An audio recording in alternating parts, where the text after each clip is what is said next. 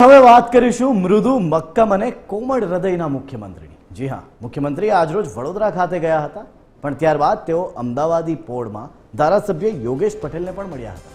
મુખ્યમંત્રીએ બીમાર ધારાસભ્યના ખબર અંતર પૂછ્યા। યોગેશ પટેલની તબિયત એક સપ્તાહથી નાદુરસ્ત છે। આઈસીયુમાં દાખલ હતા યોગેશ પટેલ, ત્યારે ધારાસભ્ય યોગેશ પટેલ હોસ્પિટલમાંથી રજા આપ્યા બાદ હાલ બેડ રેસ્ટ પર છે। મુખ્યમંત્રી ધારાસભ્યને હાલ આરામ કરવાનું કહ્યું છે। મુલાકાત દરમિયાન યોગેશ પટેલની સીએમએ રજૂઆત પણ કરી। યોગેશ પટેલે સીએમને રજૂઆત પણ કરી કે વિશ્વામિત્રીમાં છોડાતા ગટરના પાણી બંધ કરવાની તેમણે રજૂઆત કરી હતી। સાથે જ ડ્રેનેજના પાણી માટે અલગથી ફંડ ફાળવવાની પણ રજૂઆત કરી। અમદાવાદથી ભરૂચ સુધીના તળાવોને ભરવા માટેની પણ યોગેશ પટેલ દ્વારા રજૂઆત કરવામાં આવી હતી। ઉનાળામાં ખાલી રહેતા તળાવો પાણીથી ભરવાની તેમણે લાગણી વ્યક્ત કરી હતી। ત્યારે યોગેશ પટેલ સાથે TV13 પણ ખાસ મુલાકાત કરી હતી। સાંભળી લઈએ।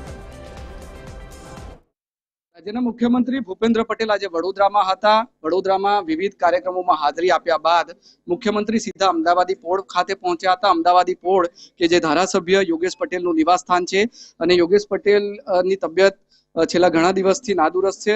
તેમના ખબર અંતર પૂછ્યા છે। ભૂપેન્દ્ર પટેલ સીએમ અહીંયા આવીને યોગેશ કાકા આપણી સાથે છે, તેમની સાથે વાત કરીશું। કાકા, ભૂપેન્દ્ર પટેલ સીએમ સાહેબ અહીંયા આવ્યા, આપને મળ્યા, શું વાતચીત થઈ?